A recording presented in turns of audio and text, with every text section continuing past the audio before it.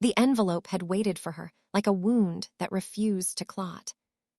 It lay inside the rusted mailbox at the end of the narrow driveway, pristine and heavy, untouched by the rain that soaked everything else in Seattle. Cream paper, thick enough to resist bending, sealed with a wax stamp pressed so perfectly it looked ceremonial. The scent reached her before the meaning did, expensive perfume layered over something metallic, like cold coins held too long in a clenched hand. In the first seconds, before her mind caught up, her body reacted with a shallow breath and a tightening behind the ribs, the animal recognition of danger disguised as elegance. This was not a letter. It was a summons. It was a message meant to be opened slowly, to be felt before it was understood, to mark the moment when a quiet life was about to be disturbed. Nora Winters had lived for years in a way that trained the world not to look at her. She occupied spaces without claiming them, moved through crowds without leaving an impression, spoke only when required. Her apartment was small enough that every sound echoed and every bill felt louder than it should have. She worked 2 jobs, one that paid barely enough and another that drained what was left, and she measured time in shifts and pay periods rather than days. Outside her windows, the city remained damp and gray, a constant low pressure that matched the rhythm of her life. She had learned to survive on minimal expectations because disappointment was easier to carry when it arrived quietly. The envelope disrupted that rhythm with surgical precision. She stood in the doorway longer than necessary, keys still in her hand, rain seeping into the cuffs of her coat, staring at the unfamiliar weight of it. Her name was written in careful script, each letter precise, formal, unmistakably confident. It was the kind of handwriting that assumed it would be recognized, that believed it had the right to be read. The return address was absent. It did not need one. Whoever sent it expected her to know. Inside her chest, something old stirred, something she had tried to bury under routine and exhaustion. Memory, sharp and unwelcome, rose with the smell of that perfume. She knew it. She had known it before she knew betrayal. It belonged to a woman she had never met and yet had already lost to. Nora carried the envelope inside, set it on the narrow kitchen counter, and removed her coat with mechanical care. She did not open it immediately. She washed her hands first, as if preparing for a task that required cleanliness, as if instinctively she understood that once broken, the seal could not be repaired. The apartment felt smaller with the envelope present, its walls closing in just enough to remind her that she was not protected here, that this place was temporary in ways she had tried not to think about.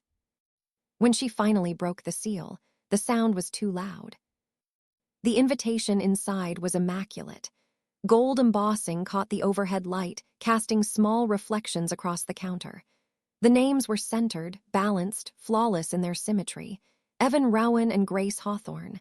The date was close enough to feel intentional. The location was extravagant enough to be unmistakable. Aspen, mountains, a private estate, a world constructed to impress and exclude in equal measure. At the bottom, in a different ink, a personal note curved along the margin. Casual, almost kind, a suggestion rather than a demand, an offer masquerading as goodwill, a reminder disguised as closure. Bring a guest if you can. The words landed with a precision that stole the air from her lungs. Evan Rowan was not simply a former relationship. He was a before and after marker in her life, the point at which she had learned exactly how conditional love could be. She had supported him when his ideas were nothing but sketches and optimism, when his confidence depended on borrowed money and her patience. She had paid bills he promised to cover later edited pitches he rehearsed into the night, believed in a future that required her to be invisible so he could shine. When that future finally arrived, it had arrived without her. He had left once success became something that required presentation, something that demanded a partner who matched the image investors wanted to see. Grace Hawthorne was the image. The invitation was not about reconciliation. It was about display. It was about inviting the past to witness its own replacement. It was about ensuring that Nora would understand, publicly and unmistakably, where she belonged in the story he now told about his life. For a brief moment, her body reacted the way it once had. There was a familiar ache behind her eyes, a reflexive tightening in her throat. The memory of being told she did not fit the future resurfaced with painful clarity. But the emotion did not complete its usual cycle. It did not spill over into tears. It stopped short, arrested by something colder and more focused. Nora did not sit down. She did not pace. She stood very still, invitation in her hand, and let the implications settle. She saw the room where the wedding would take place without ever having been there. She imagined the way guests would look at her if she arrived alone, the polite curiosity masking judgment, the brief recognition followed by dismissal. She pictured Evan's expression when he saw her, the practiced sympathy, the subtle relief that she had not escaped the gravity he believed defined her. She could already hear the conversations she would not be part of, the laughter that would sharpen around her presence like a blade. The humiliation was not hypothetical. It was designed. That realization changed everything. The sadness she had carried for months receded, replaced by something denser. It was not rage in the explosive sense. It was clarity, a precise understanding of intent, and with it, a refusal to comply with the role assigned to her. The invitation had been crafted as a spectacle, and she recognized, with sudden certainty, that she had no obligation to perform as intended. She considered not going. The option presented itself immediately, the sensible path. She could discard the invitation, pick up extra shifts, treat the date like any other. That was the response expected of someone in her position. Quiet acceptance. Disappearance. The thought made her jaw tighten. What unsettled her most was not the insult itself, but the assumption beneath it. The belief that she would remain small because she had always been small. The certainty that her life, constrained by circumstance and exhaustion, would never intersect meaningfully with the world Evan had entered. Nora understood then that if she attended, it could not be as a reminder of the past. It could not be as a symbol of endurance or grace. It had to be as something disruptive, something that altered the balance of the room the moment she entered it. She needed leverage. Not money, not explanation, presence. She needed to arrive accompanied by something Evan could not contextualize or dismiss. She needed a figure that did not fit into his narrative, someone whose existence alone forced reevaluation. The idea formed without specifics, more instinct than plan, but its shape was unmistakable.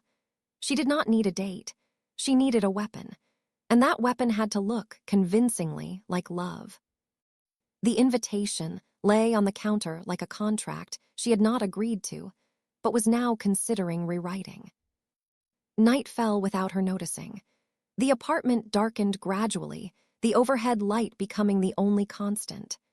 Outside, rain streaked the windows in uneven lines, distorting the city into something abstract.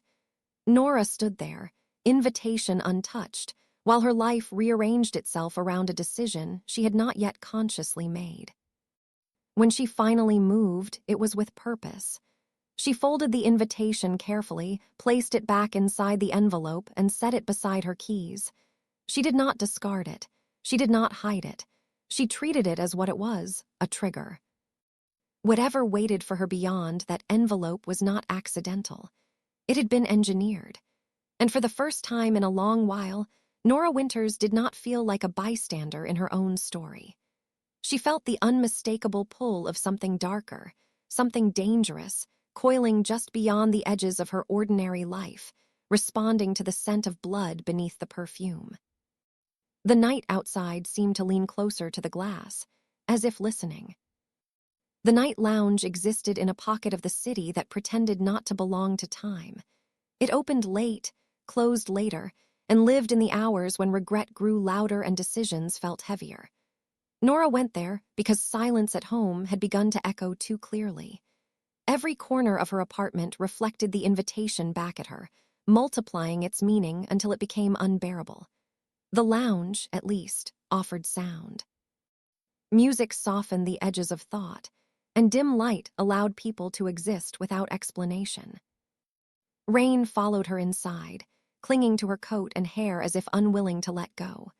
The door closed behind her with a muted thud, sealing her into a world of low ceilings, polished wood, and shadows that moved gently to the rhythm of jazz. The music was slow and deliberate, each note stretching just long enough to suggest intimacy without promising it. The air smelled of citrus peel, aged liquor, and something darker underneath, like iron warmed by skin. Nora chose a seat at the bar, not because she wanted a drink, but because it was familiar territory. She had once worked here, long enough to learn the patterns of the place. She knew which corners stayed unnoticed, which patrons tipped well, which ones demanded attention they did not deserve. Tonight, she wanted to disappear into those patterns, to let the environment absorb her presence rather than challenge it. For a while, it worked. She ordered something cheap and unobtrusive, wrapped her hands around the glass, and let the noise settle into her bones. The invitation stayed folded in her coat pocket, its weight constant and irritating, like a reminder pressed against her ribs. She did not take it out. She did not need to see it to know it was there. Then the atmosphere shifted. It was not dramatic. No sudden silence, no obvious disruption. The music continued, the bartender moved as usual, conversations flowed. And yet, something altered the temperature of the room, just enough to be felt by those who paid attention. Nora sensed it before she understood it, the way one senses a presence standing too close behind. She did not look immediately. Instinct told her that whatever had entered the space was not meant to be acknowledged too quickly. When she finally turned her head, she saw him. He did not resemble the men who usually filled the lounge. He was not loud, not careless, not dressed to announce wealth or status. His presence was quieter than that and far more unsettling. He sat 2 stools away, posture relaxed, movement economical. His suit was dark, tailored with the kind of precision that suggested it had never been purchased off a rack. The fabric absorbed the light instead of reflecting it, as if it had been designed to disappear rather than shine. His face looked carved rather than grown. Sharp lines softened only where necessary, symmetry bordering on unnatural. His skin was pale without being sickly, smooth in a way that suggested time passed differently for him. His hair was dark and neatly styled, untouched by rain or humidity. But it was his eyes that held Nora's attention longer than she intended. They were steady, focused, and entirely uninterested in the room around them. They were on her. Not in the way men usually looked at her. There was no appraisal, no hunger that drifted toward her body and stopped there. His gaze did not slide. It anchored. It moved with intention, studying her as if she were a problem to be solved rather than an object to be consumed. Nora felt the instinctive urge to straighten her posture, to present herself differently, and she resented it immediately.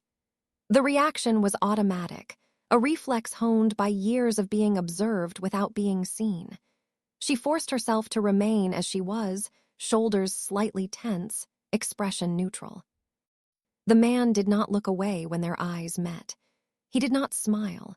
He did not offer the small gestures of reassurance or flirtation that usually followed prolonged eye contact. He simply observed, as if confirming something he had already suspected. His name, when she learned it, would feel inevitable. Lucian Marrow, a name that belonged to old money, old systems, and old secrets. At that moment, it was only a shape forming in her mind, an impression without context. He knew things. That realization came before he proved it. There was a certainty in the way he held himself, in the absence of curiosity about the obvious details of her life. He did not ask questions that could be answered by appearances. He did not wonder who she was or why she was there. Whatever interest he had in her was specific and targeted, as though she fit into a structure he had already built. Nora became acutely aware of her own heartbeat. It did not race. It slowed, each beat heavy and deliberate, echoing the music in the room. Part of her wanted to leave. Another part, louder and more insistent, wanted to understand why this man had chosen this moment, this place, and her. When he finally spoke, it was not to introduce himself. He referenced the wedding. Not vaguely, not with the uncertainty of rumor or guesswork. He referenced it with the precision of someone who understood the machinery behind it. He knew the names, the timing, the financial motivations that made the union inevitable.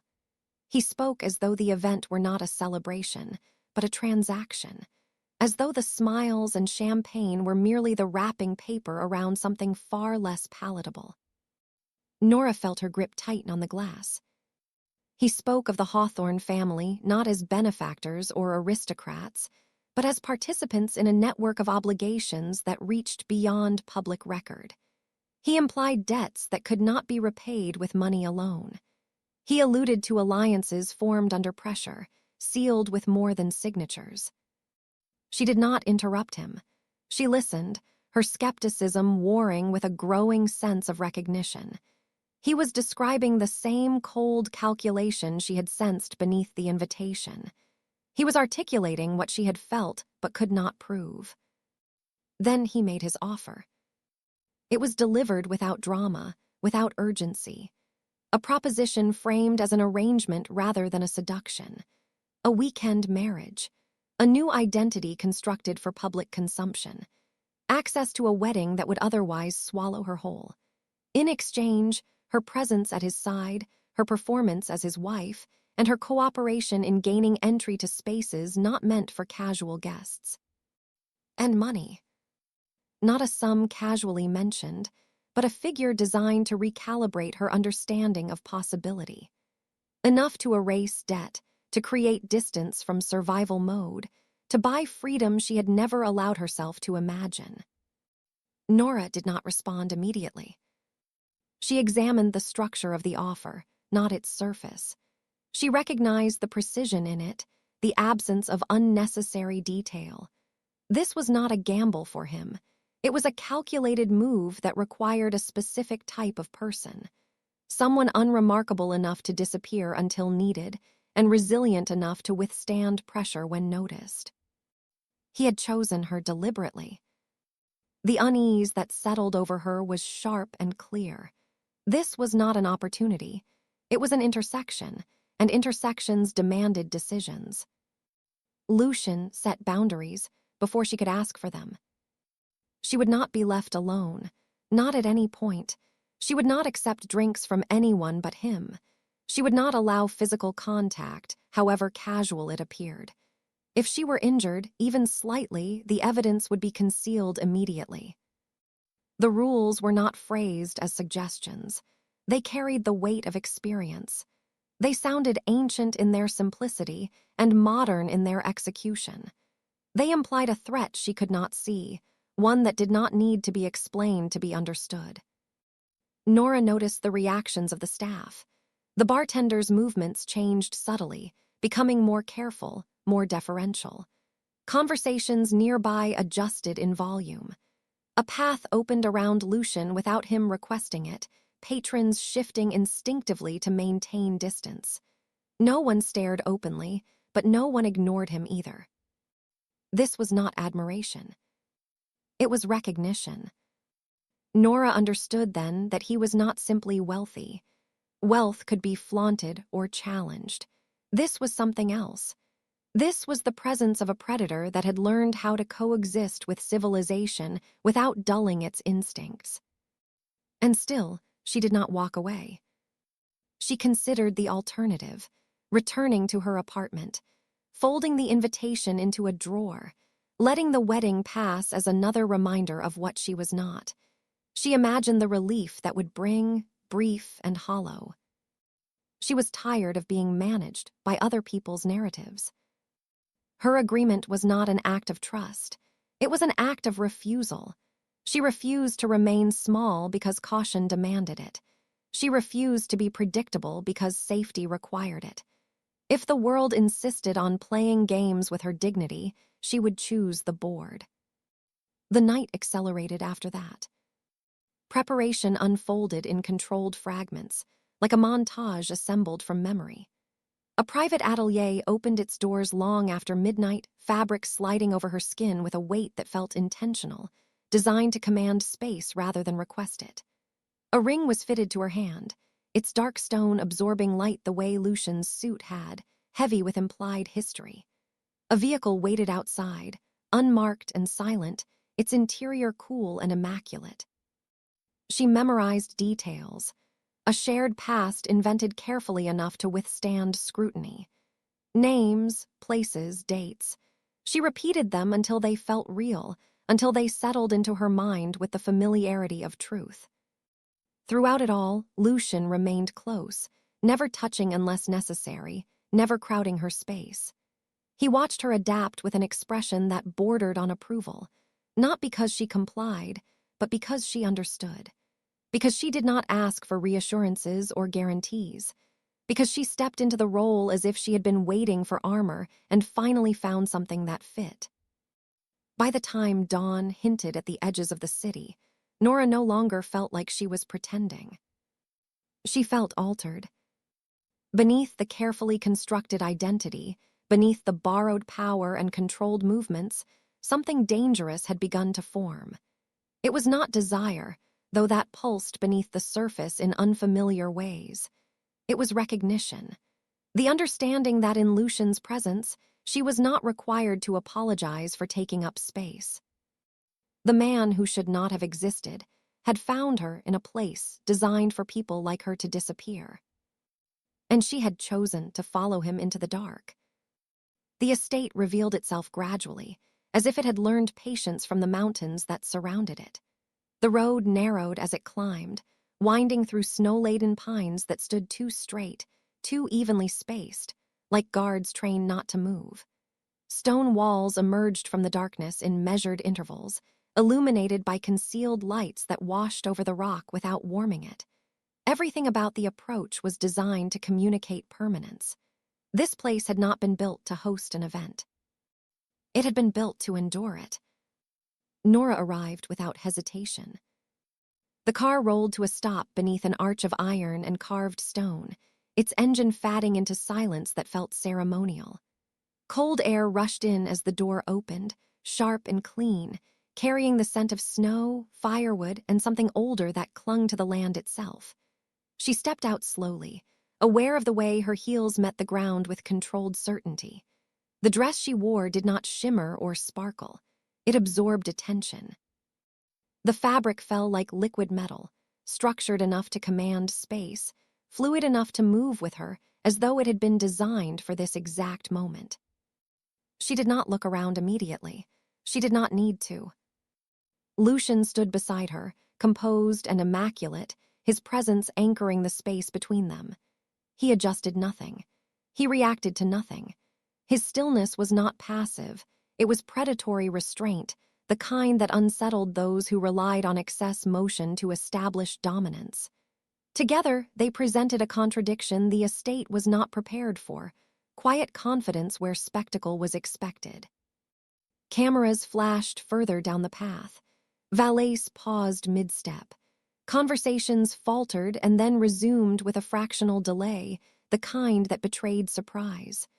Nora felt the shift ripple outward, subtle but unmistakable. The atmosphere recalibrated around them, like a system correcting for an anomaly. At the top of the wide stone steps stood Evan Rowan. He had positioned himself carefully, exactly where he would be seen by every arriving guest. His tuxedo was flawless, his posture rehearsed, his expression practiced into something that suggested warmth without vulnerability. He looked every bit the man he had worked so hard to become. For a heartbeat, his gaze skimmed the arriving figures without interest. Then he saw her. The change was immediate and unguarded. His smile froze, not fatting so much as collapsing inward. His eyes widened by a fraction, his body responding before his mind could catch up. He looked at Nora as if she were a memory he had buried too shallowly, something he believed was finished returning without permission. Recognition hit him first. Confusion followed, then calculation. He searched her face for confirmation, for some sign that this was a trick, a coincidence, a misunderstanding that could be dismissed. His gaze dropped briefly to her dress, then lifted again, sharper now, as if attempting to reconcile the woman before him with the version he had left behind. The comparison failed. Whatever script he had prepared did not account for this. Nora met his stare without flinching. She felt no urge to explain herself, no need to justify her presence. The moment stretched, thick with unspoken reassessment. Evan's attention shifted, drawn inevitably to Lucian. His expression changed again, this time with something closer to unease. He recognized power when he saw it. He always had. The problem was that this power did not fit into any hierarchy he understood. Lucian inclined his head slightly, a gesture so minimal it could have been mistaken for politeness. It was not. It was acknowledgement. Evan hesitated, instinctively aware that he was no longer in control of the interaction. The role of host slipped from him, replaced by the less comfortable position of observer. Nora felt the balance tilt. She had expected embarrassment. She had anticipated scrutiny, whispered judgments, the quiet satisfaction of seeing her diminished. None of it materialized. Instead, the world adjusted around her as though she had entered carrying a gravity of her own. Inside the estate, warmth rose in layers. Firelight reflected off stone and polished wood, casting long shadows that softened nothing. The interior was expansive without being open, every room segmented just enough to suggest privacy while maintaining surveillance. Chandeliers hung heavy with crystal, refracting light into controlled brilliance. Gold accents traced the architecture with deliberate restraint. Nothing here was accidental. Everything had been curated to impress without revealing effort. As Nora crossed the threshold, she became acutely aware of the sensation of being watched. It was not overt. Guests smiled, nodded, continued their conversations. But attention followed her in fragments, assembling itself from glances that lingered a beat too long. She felt assessed, categorized, and reevaluated in real time. This was not curiosity, it was inventory. The people gathered here were not merely wealthy. They were connected. Their conversations moved fluidly between industries and influence, names exchanged like currency. They laughed easily, loudly, but the laughter lacked warmth. It carried an edge, sharpened by competition and shared secrets. Nora noticed how often their smiles appeared and disappeared in unison, as if guided by an unspoken signal. The pressure in the room was subtle but constant, like altitude sickness disguised as luxury. Lucian moved through the space with effortless precision, neither hurried nor idle. He acknowledged certain guests with a glance, others with nothing at all. People reacted accordingly. Some stepped closer, drawn by instinct or ambition. Others shifted away, making space without consciously deciding to do so. Nora observed it all from within his orbit, aware that proximity to him altered how she was perceived. She noticed the looks that lingered on her not as a woman, but as a variable. A few guests studied her with an interest that had nothing to do with attraction. Their gazes measured her potential value, her utility, her placement within systems she had never asked to enter. The realization sent a chill through her that had nothing to do with the cold outside. There was something wrong with the air. It carried a faint metallic note beneath the wine and wood smoke, a sharpness that caught at the back of her throat. She had smelled it before in less elegant places, in hospitals and alleys, where fear and blood intersected. Here, it was masked by refinement, but it persisted all the same. Lucian seemed to sense her awareness. Without touching her, he adjusted his position just enough to place himself between her and the most intent of those gazes. The movement was slight, but the effect was immediate. Attention shifted. Lines were redrawn. Nora realized then that her arrival had accomplished more than she intended. She had not been diminished. She had disrupted something. The humiliation she had braced for never arrived. Instead, she stood at the center of a recalibrated room, her presence forcing recalculation at every level. Yet beneath that victory, unease grew. She understood now that this wedding was not simply a celebration of union or success. It was a convergence. The people here were bound by more than social obligation. There were currents moving beneath the surface, alliances formed in shadow, interests aligned in ways that had nothing to do with love. Lucian had not brought her here solely to confront her past. He had brought her into a place where power wore a human face and hunger hid behind civility. As the evening progressed, Nora became more attuned to the patterns around her. Conversations stopped when certain individuals passed. Laughter softened in pockets, then resumed altered. She noticed how often guests glanced toward specific corridors, doors guarded with polite firmness. She noticed how staff moved with a heightened awareness, eyes downcast, steps careful. This was not anxiety, it was conditioning. Lucian observed everything with the patience of someone who understood the rhythm of such spaces intimately. He gathered information not through interrogation, but through absence and presence, through the way people reacted to him without realizing they were doing so. Nora watched him work with a mixture of fascination and apprehension. There was an efficiency to his movements that suggested long practice, a familiarity with environments where danger was disguised as decorum. For the first time, Nora considered the possibility that her role in this arrangement extended beyond performance. She had entered expecting confrontation and closure. What she found instead was a threshold. On one side lay the life she knew, constrained but comprehensible. On the other lay something vast and opaque, governed by rules she was only beginning to perceive. Her first victory tasted sharper than expected. The absence of humiliation left behind a vacuum, quickly filled by questions. What kind of world required this level of control? What kind of people smiled so easily while calculating so much? And most unsettling of all, what kind of man moved through it without leaving fingerprints? Lucian paused near the edge of the main hall, his attention momentarily focused on a cluster of guests whose conversation had faltered at his approach. Nora followed his gaze, noting the tension ripple through the group. Their smiles returned too quickly, too carefully. She understood then that this place was not designed to be challenged.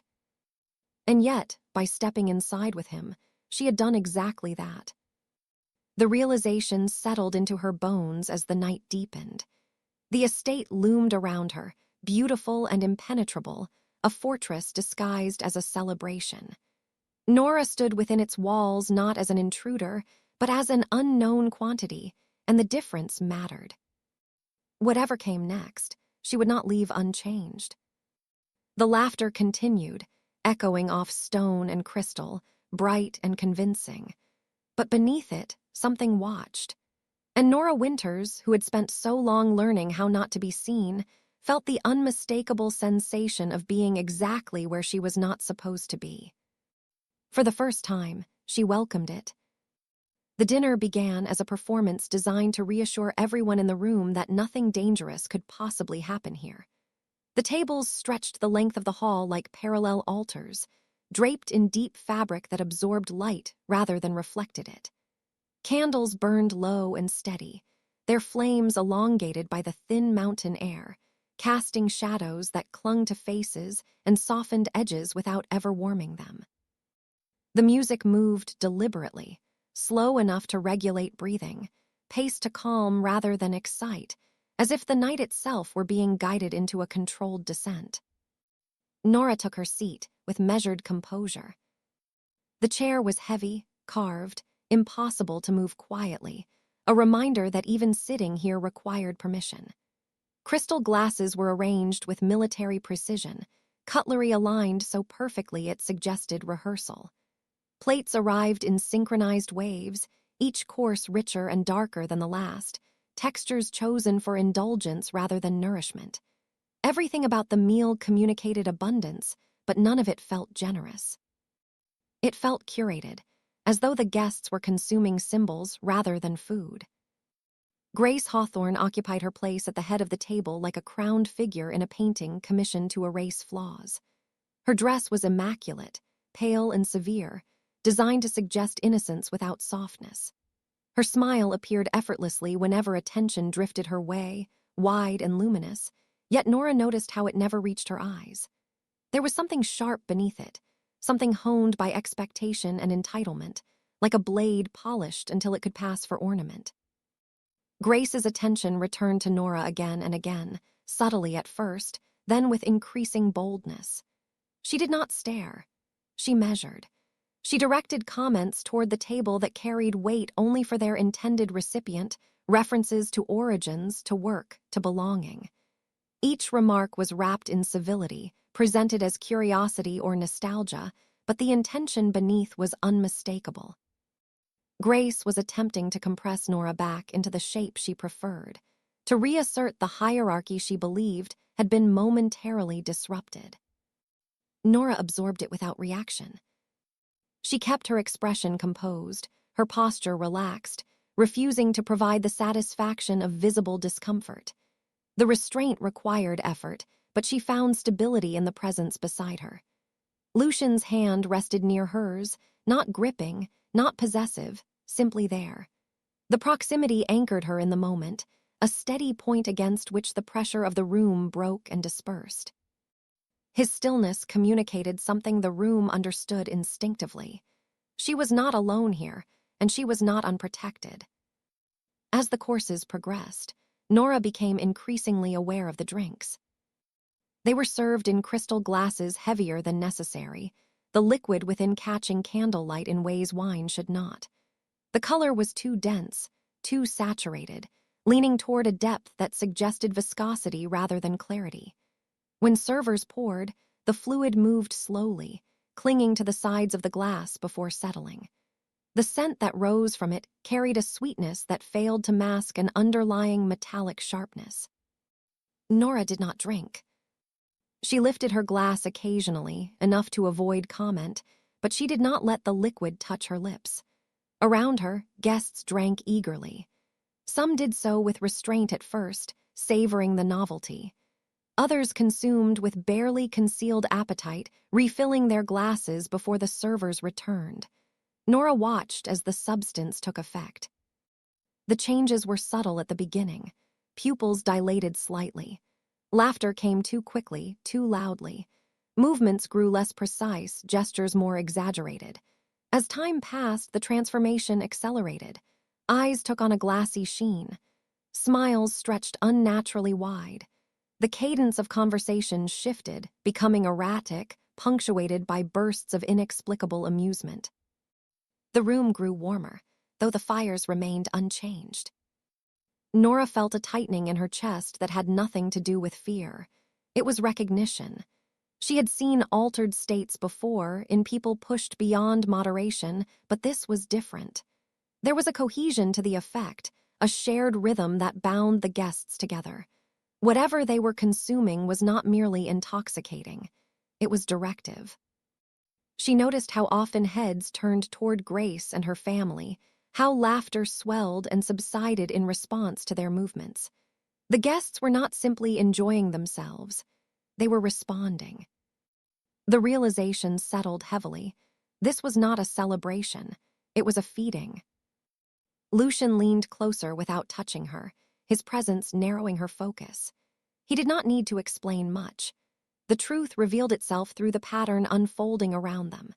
The Hawthorne family had constructed a ritual disguised as luxury, a gathering designed to reinforce allegiance and dependence. The substance in the glasses was an imitation of something older, something forbidden, engineered to provoke submission and euphoria in equal measure. These people did not want immortality in the abstract. They wanted control. Nora understood then why the air had carried that metallic note, why the smiles had felt rehearsed, why the staff moved with such careful obedience. This place functioned on a hierarchy that extended beyond money, into something primal and deliberately cultivated. As awareness spread through her, the room shifted again. Lights dimmed fractionally, just enough to deepen shadows. The music slowed further, the bass resonating through the floor, vibrating against bone. Some guests leaned back in their chairs, faces flushed, eyes unfocused. Others leaned forward, intent sharpening as inhibition dissolved. The atmosphere thickened, saturated with anticipation that no one named aloud. Grace's composure fractured briefly, her movements growing sharper, her attention narrowing. The polished bride gave way to something raw beneath, a hunger no amount of refinement could fully conceal. She watched Nora openly now, calculations stripped of pretense. To Grace, Nora was no longer an inconvenience. She was an anomaly, and anomalies demanded resolution. The lights went out. Not all at once, but in stages, plunging sections of the hall into darkness before emergency illumination cast the room in an unnatural red glow. The effect was immediate and destabilizing. Screams rose, some startled, some delighted. Chairs scraped against stone. Glass shattered somewhere to Nora's left. The ritual broke into chaos, but the chaos felt anticipated, almost welcomed. Hands reached for Nora. Not clumsy at first, purposeful. She was seized from behind, fingers digging into her arms, pulling her away from the table. She resisted instinctively, twisting, wrenching herself free from one grip only to encounter another. The realization struck with cold clarity. To them, she was not a guest. She was surplus, unaligned, unclaimed, acceptable loss. She saw Grace moving toward her through the confusion, her face lit from below, expression transformed. The bride's elegance had dissolved entirely, replaced by something feral and unrestrained. In the red light, her dress looked stained, her smile grotesque. She lunged with intent that required no explanation. Nora reacted without thought. Years of working on her feet, of navigating crowded spaces and unwanted contact, had taught her how to move under pressure. She ducked, pivoted, used the weight of her body to her advantage. She shoved Grace aside, the impact sending them both crashing into the table behind. The structure buckled. Plates slid, glasses toppled, liquid spilling across fabric like dark blood. The wedding cake collapsed in a slow, obscene cascade. Layers of white and gold crumpled inward, frosting splattering across the floor, candles extinguished beneath the mess. Gasps erupted from the crowd, but the sound carried more fascination than horror. Masks slipped completely. Guests no longer pretended confusion. Their expressions ranged from disappointment to excitement, as though the evening had finally delivered the spectacle they had been waiting for. Nora scrambled to her feet, breath sharp in her chest, heart pounding. She scanned the room for Lucian and did not see him. The red light flickered. Somewhere deeper in the estate, something heavy moved. Then Lucian returned. He did not emerge from the shadows so much as displace them. His appearance was sudden, violent in its inevitability. The man who stepped into the hall bore little resemblance to the composed figure who had entered earlier that evening. His jacket was gone. His movements were faster, less restrained. There was blood on his cheek, stark against pale skin, and his eyes burned with a focus that cut through the chaos like a blade. In his hand was a book. It was thick, bound in black leather worn smooth by handling. Whatever it contained had weight beyond paper. The room reacted to its presence instantly. A wave of tension rippled outward, guests recoiling, some with recognition, others with instinctive fear. Lucian reached Nora in seconds. He did not ask if she was injured. He did not hesitate. He wrapped an arm around her, shielding her body with his own, and the hands that had reached for her moments before withdrew as if burned. The air around him felt charged, oppressive, as though the rules governing the space had shifted irrevocably. He moved with her toward the exit, advancing through the hall as people scattered in their path. No one challenged him. Those who tried to block the way found themselves thrown aside with brutal efficiency, their strength meaningless against something older and more decisive. The laughter had stopped entirely now. What remained was silence punctuated by shallow breathing and the crackle of dying candles. The celebration lay in ruins behind them. The tables overturned. The cake destroyed. The bride crouched amid the wreckage, smeared with frosting and blood, her expression frozen in disbelief. Evan stood motionless near the edge of the hall, face drained of color, eyes wide and unfocused. He looked smaller than Nora remembered, diminished by the collapse of the illusion he had built his life upon. He did not speak. He did not move. He simply watched as the woman he had once dismissed was carried out of the room by something he could not understand or control. Cold air hit Nora's face as they crossed the threshold. The night swallowed them whole, vast and indifferent, the mountains looming like witnesses that had seen far worse and remained unmoved. The doors closed behind them, sealing the chaos inside. The estate receded as the car pulled away, its lights shrinking until it was nothing more than a scar against the dark. Nora leaned into Lucian's hold, her body trembling with delayed shock and adrenaline. She did not look back. The wedding had ended, not with vows but with exposure. And the hunt had only just begun. The safe house rested above the valley like an observation point carved out of intention rather than stone. Glass walls rose from dark steel and concrete, angled to capture the mountains without inviting them inside. Snow reflected moonlight across the interior, turning the space pale and unreal, as though the world beyond had been flattened into an image meant only to be observed. For the first time in days, Nora felt silence that did not judge her. It did not press in. It did not echo her failures back at her. It simply existed, wide and still, allowing her to breathe without bracing for impact. Her body registered the aftermath before her mind did. Muscles trembled with delayed shock. Her hands shook when she tried to steady them against the smooth surface of the counter. The adrenaline that had carried her through the estate finally drained away, leaving behind a hollow fatigue that settled deep into her bones. She was aware of Lucian moving through the space with quiet efficiency, checking systems, securing doors, ensuring the perimeter was sealed. He did not crowd her. He did not offer comfort. He gave her something far rarer, space to recover without explanation. The fire ignited on its own, flames rising behind glass with a controlled intensity that mirrored the house itself. Warmth spread slowly, chasing the cold from her skin. Nora stood barefoot on the polished floor, her dress abandoned somewhere behind her, wrapped now in a borrowed robe that smelled faintly of cedar and something darker. The world had narrowed to simple sensations: heat, light, stillness. She almost believed it was over. The phone shattered that illusion.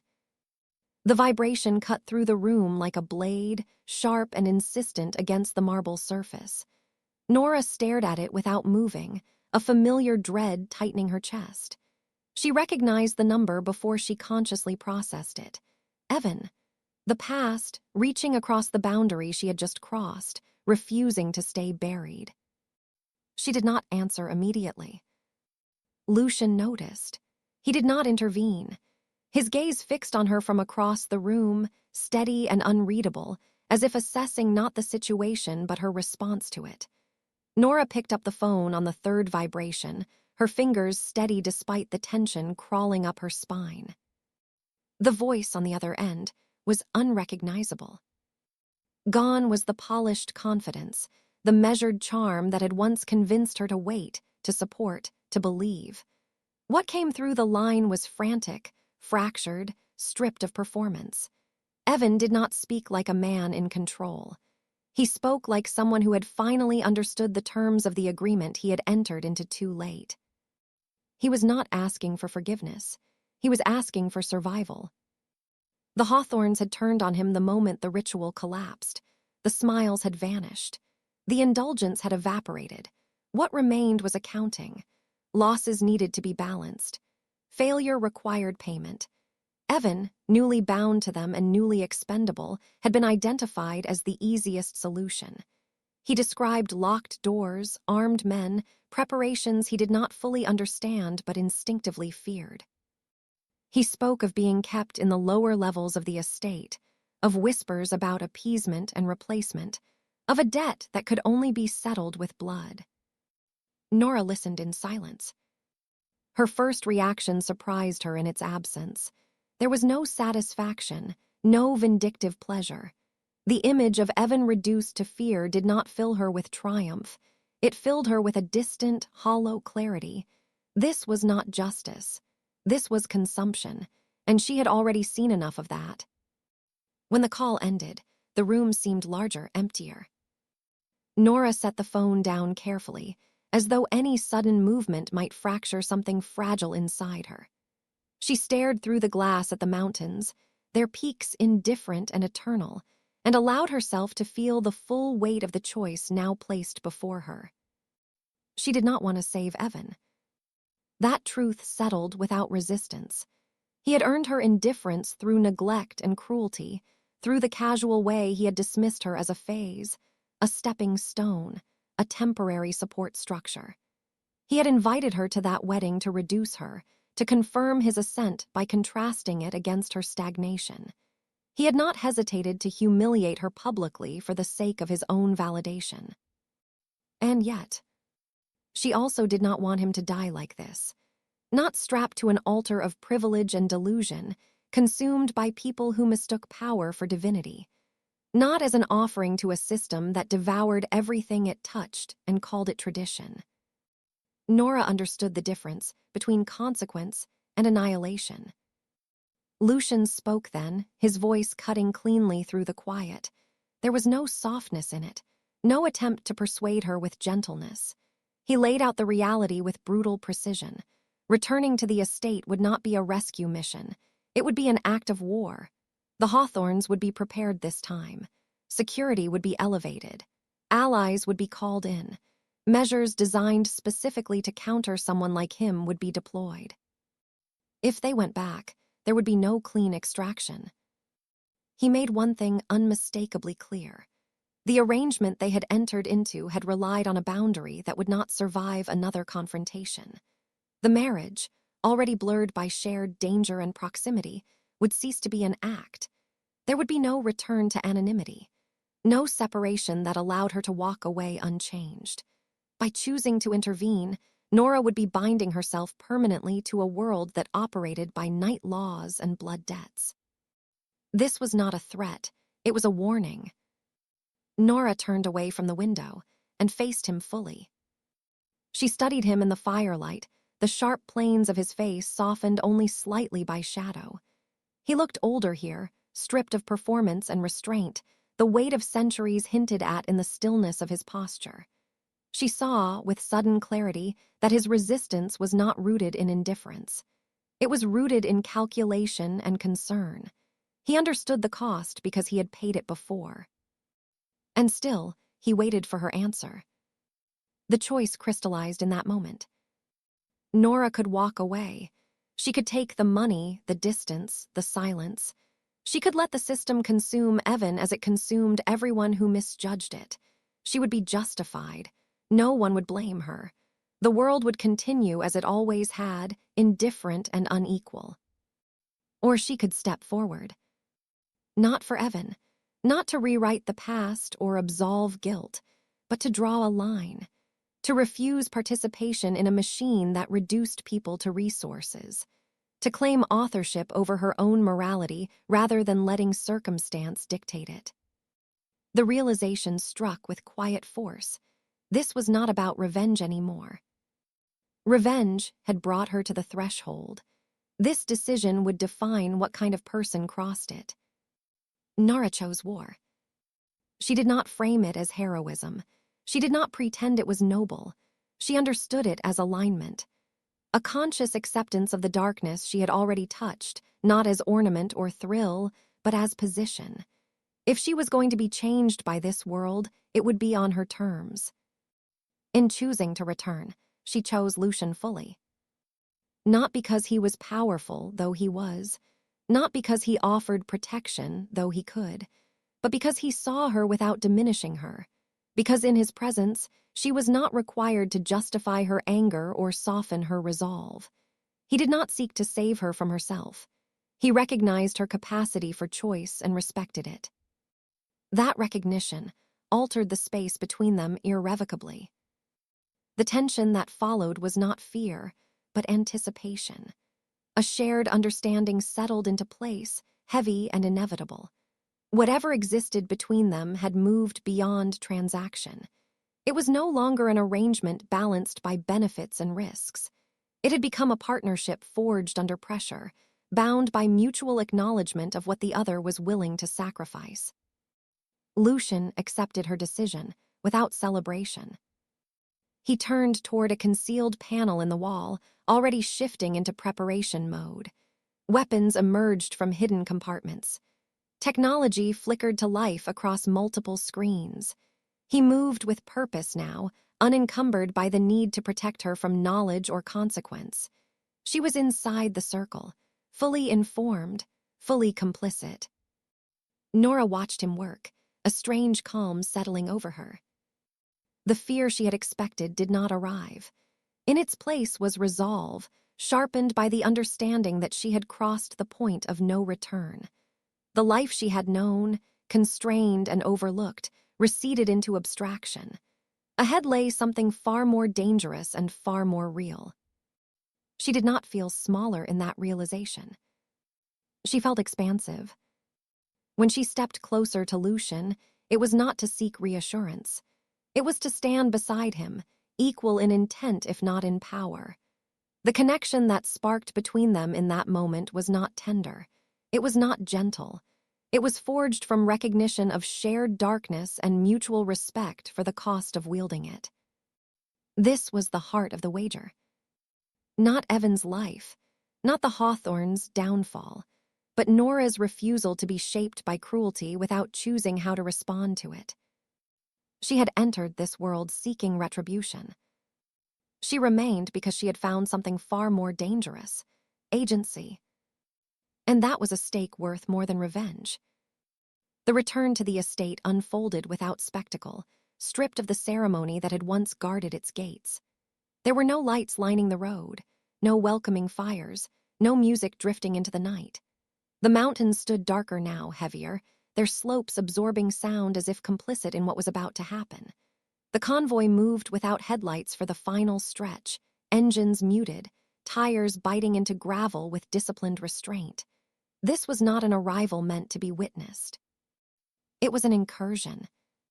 Lucian did not come alone. The men and women who arrived with him did not resemble guards or mercenaries in any obvious way. They carried no insignia, wore no uniform, and spoke little. Their movements were synchronized without appearing rehearsed, their awareness extending beyond what the eye could track. They were bound not by hierarchy but by understanding. Each of them had chosen this night with full knowledge of what it might cost. Nora sensed it immediately. This was not a rescue team assembled in haste. It was a circle. They entered through a service access cut into the rock beneath the estate, a passage designed for deliveries and discretion. The door opened silently, revealing a narrow descent lit by emergency strips that cast everything in dull amber. The air changed as soon as they crossed the threshold. It grew heavier, saturated with the scent of copper and incense, sharp and unmistakable. Nora felt it settle into her lungs, her skin tightening in response before her mind could catch up. This place remembered rituals.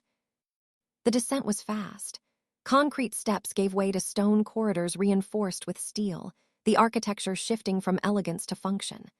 Surveillance cameras dotted the ceilings, their lenses dark now, disabled before the group ever reached them. Lucian moved at the front, every step measured, his presence radiating a controlled intensity that bent the space around him. Nora followed without hesitation, her fear transmuted into focus. She was no longer observing. She was inside the motion. The holding chamber lay beneath the oldest section of the estate. It opened into a wide, circular room carved directly from the mountain, its walls etched with symbols disguised as decorative relief. The lighting was harsh and directional, illuminating the center while leaving the edges in shadow. In the middle of the room, Evan Rowan was bound to a raised platform of black stone, his wrists secured, his body exposed to the cold air. He looked smaller than Nora remembered, diminished not just by fear, but by the weight of comprehension settling over him too late. He was not unconscious. He was aware.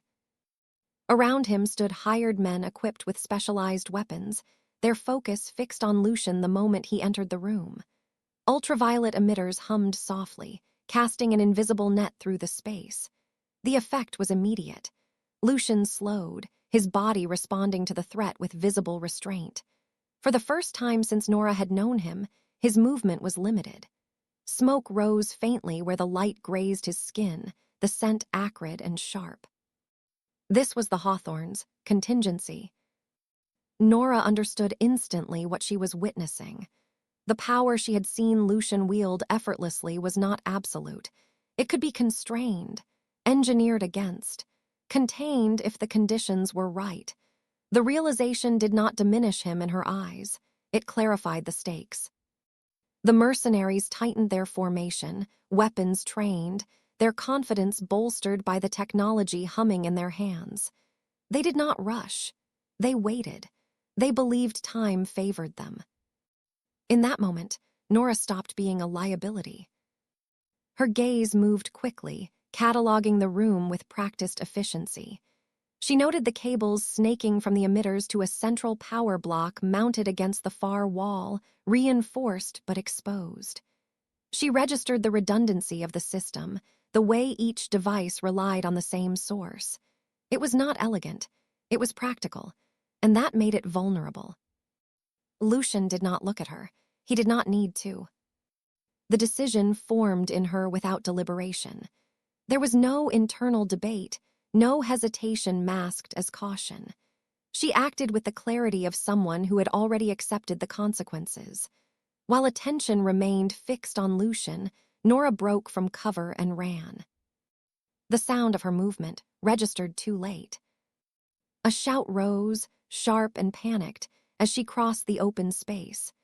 The air seemed to compress around her, adrenaline flooding her system with brutal efficiency. She felt the heat of a beam pass close enough to sting her skin, but she did not slow. Her focus narrowed to the power block, to the simple mechanical truth that everything in this room depended on it. She reached it and tore the main switch down with both hands. The lights died instantly. The hum of the emitters cut off mid-note, plunging the chamber into complete darkness. For a fraction of a second, there was nothing but disorientation and the sound of breathing, uneven and startled. Then the emergency lights flickered weakly, casting the room in fractured shadow. In the dark, Lucian was unleashed. He moved with a speed that defied perception, crossing the space between himself and the mercenaries before they could recalibrate. The sound that followed was not theatrical. It was efficient. Bodies struck stone. Weapons clattered uselessly to the floor. The fight ended almost as soon as it began, violence delivered with surgical restraint rather than excess. Lucian did not linger. He did not punish. He incapacitated and moved on. Nora turned toward Evan. She released him quickly, her hands steady as she worked the restraints free. He collapsed forward, gasping, clinging briefly to her sleeve as if anchoring himself to something real. She felt nothing. No satisfaction, no bitterness, no residual affection. The man who had once occupied so much of her emotional landscape had been reduced to a task, and then to an absence. That emptiness was not loss. It was freedom. As they moved him toward the exit, sirens began to echo faintly through the stone, distant but approaching. The final mechanisms of the Hawthorns' control were already unraveling. The book Lucian had taken had not been kept as leverage. It had been delivered. Names, routes, financial trails, years of carefully hidden transactions had been released into systems designed to expose rather than conceal. The family's illusion of permanence was collapsing under the weight of documentation. Evan would live. But his survival did not resemble victory. He would speak. He would testify. His future would be defined by accountability rather than assent. The life he had pursued so eagerly had devoured itself, leaving him as evidence rather than beneficiary. They exited the estate before authorities arrived, dissolving back into the night as seamlessly as they had entered. Snow began to fall as they reached the vehicles, softening the ground, erasing footprints almost as quickly as they were made. The mountains resumed their silence, indifferent to the reckoning that had unfolded within their shadow. At the safe house, dawn crept slowly over the peaks, pale and unforgiving. Nora stood at the glass wall, watching light spread across snow and stone. She felt different now, altered at a fundamental level. The fear that had once governed her decisions was gone, replaced by a grounded certainty.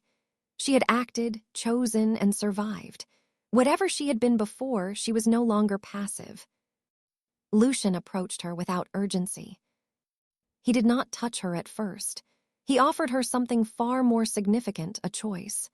He laid out the path back with clarity and honesty, money enough to disappear, freedom from obligation, a return to anonymity if she wanted it. He did not dress it as generosity.